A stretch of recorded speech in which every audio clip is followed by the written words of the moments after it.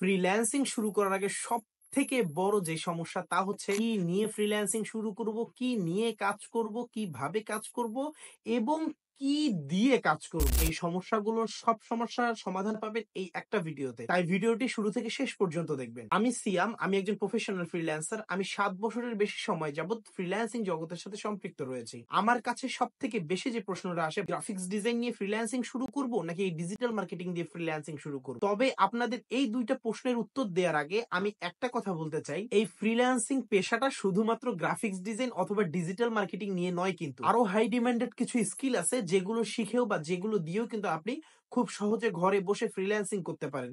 সেগুলো হতে পারে ভিডিও এডিটিং, সেগুলো হতে পারে web development, UI UX design and many more. তবে আপনাদের সবথেকে বেশি যে প্রশ্ন, গ্রাফিক্স ডিজাইন নিয়ে ফ্রিল্যান্সিং করব নাকি ডিজিটাল মার্কেটিং নিয়ে। এখন এই জিনিসটার মধ্যে আপনার উপর ডিপেন্ড করতেছে আপনি কি নিয়ে ফ্রিল্যান্সিং করবেন বা কোন কাজটা করতে আপনার সবথেকে বেশি ভালো লাগে। তবে আমি আমার পার্সপেক্টিভ থেকে বলবো যে আপনি গ্রাফিক্স ডিজাইন নিয়ে ফ্রিল্যান্সিং ক্যারিয়ার স্টার্ট করতে চাইলে আপনার মোটামুটি একটি ভালো কম্পিউটার লাগবে এবং গ্রাফিক্স ডিজাইনের সকল স্কিল সম্পর্কে বা ভালো ভালো স্কিল গুলো সম্পর্কে খুব ভালো আইডিয়া থাকতে হবে বা বেশি পারদর্শী হতে হবে।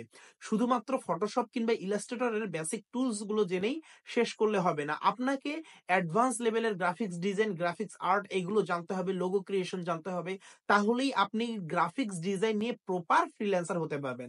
আদারওয়াইজ আপনি যদি কোনো রকম শিখেন বা কোনো রকম জানেন ফটোশপ ইলাস্ট্রেটর ব্যবহার করা, কোনো কালার কম্বিনেশন না জানেন, আপনার ডিজাইনের মধ্যে আর্ট না থাকে, তাহলে কিন্তু আপনি লং লাস্টিং করতে পারবেন না এই ফ্রিল্যান্সিং ক্যারিয়ারে গ্রাফিক্স ডিজাইন নিয়ে। তাই আপনাকে গ্রাফিক্স ডিজাইনের অ্যাডভান্স জিনিসগুলো জানতে হবে, যাতে করে ক্লায়েন্ট যে কোনো জিনিস চাইলে বা আপনি যেই সার্ভিসটা প্রোভাইড করবেন সেই সার্ভিস ছাড়াও আনুষঙ্গিক বিষয়গুলো যেন আপনি ক্লায়েন্টকে প্রোভাইড করতে পারেন এবং তা খুবই প্রফেশনালি, খুবই ইউনিক এবং একদম যেন অ্যাকুরেট হয়। এরপরে আমি একটু ডিজিটাল মার্কেটিং এর দিকে আসি। আপনি যদি ডিজিটাল মার্কেটিং এ শুধুমাত্র বেসিক কিছু টুলস শিখে, অ্যাড ক্যাম্পিং শিখে, দুই একটা টুলস এর ব্যবহার শিখেই যদি আপনি নিজেকে ডিজিটাল মার্কেটিং স্পেশালিস্ট দাবি করেন, তাহলে খুব বড় ভুল করছেন। ডিজিটাল মার্কেটিং নিয়ে লং ক্যারিয়ার করতে চাইলে আপনাকে ডিজিটাল মার্কেটিং এর অভ্যন্তরীণ বিষয়গুলো জানতে হবে। একটি ফেসবুক অ্যাড ক্যাম্পিং থেকে শুরু করে গুগল অ্যাড, আরো অনেক যে বিষয়গুলো রয়েছে, এগুলো সমন্বয়ে এগুলোকে খুব ভালোভাবে আয়ত্ত করে রপ্ত করে আপনাকে কিন্তু একজন প্রফেশনাল ডিজিটাল মার্কেটিং স্পেশালিস্ট হতে হবে। আদারওয়াইজ আপনি কিন্তু অন্যদের সাথে অথবা যুগের সাথে তাল মিলিয়ে চলতে পারবেন না। আপনার কেরিয়ার ছোট হবে অথবা আপনি বেশি দূর আগাইতে পারবেন না। তাই আমি বলি আপনি গ্রাফিক্স ডিজাইনে আসুন অথবা ডিজিটাল মার্কেটিং এ আসুন, যেই দিকেই আসুন ওই স্কিলটাকে প্রপারলি শিখুন। ওই স্কিলটার সকল বিষয়গুলো, সকল অভ্যন্তরীণ বিষয়গুলো খুব ভালোভাবে রপ্ত করুন, যাতে করে আপনি নিজেকে একজন স্পেশালিস্ট হিসেবে দাবি করতে পারেন। এখন আসে, মনে করেন আপনি গ্রাফিক্স ডিজাইনে এক্সপার্ট হয়ে গেছেন। এখন আপনি কি করবেন? আপনাকে সর্বপ্রথম মার্কেট প্লেসে চেষ্টা করতে হবে।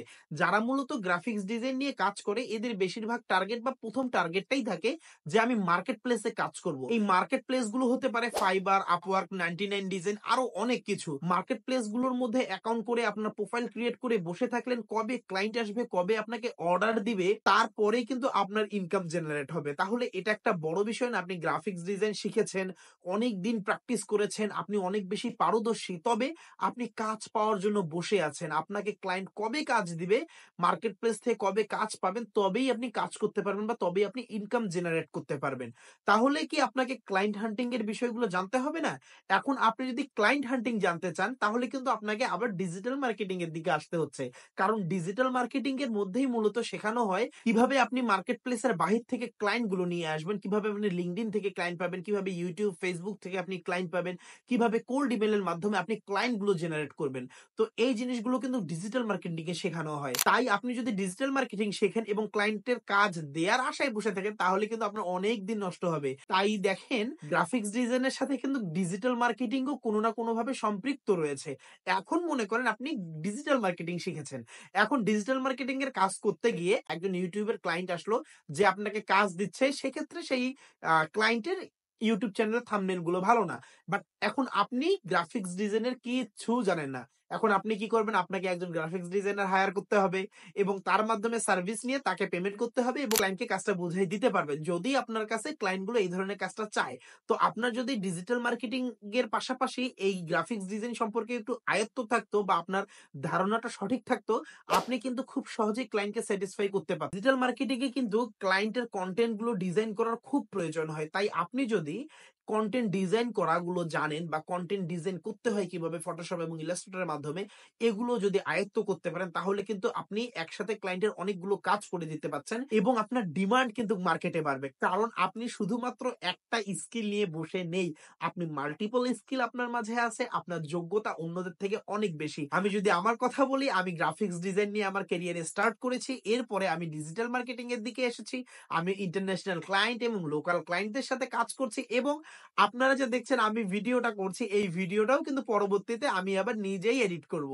তাহলে দেখেন আমি এই জিনিসগুলো শিখে গেছি এবং আমি স্টিল শিখে যাচ্ছি। তাই গ্রাফিক্স ডিজাইন এবং ডিজিটাল মার্কেটিং নয়, এগুলো একটার সাথে আরেকটি পারস্পরিকভাবে জড়িত বা খুবই কাছাকাছি এগুলো। আপনি যদি গ্রাফিক্স ডিজাইনের পাশাপাশি ডিজিটাল মার্কেটিং শেখেন, এতে করে আপনাকে বসে থাকতে হবে না, আপনাকে কাজের জন্য ওয়েট করতে হবে না, কাজ আপনি খুঁজে নিতে পারবেন এবং আপনি আপনার নিজের কিন্তু মার্কেটিং করতে পারবেন ডিজিটাল মার্কেটিং এর স্কিলগুলো শেখার পরে এবং আপনি যদি ইন ফিউচার ই-কমার্স কোনো বিজনেস করতে চান বা যেকোনো অনলাইন বিজনেস করতে চান, সেক্ষেত্রেও কিন্তু সাহায্য করবে এই ডিজিটাল মার্কেটিং এর স্কিলগুলো।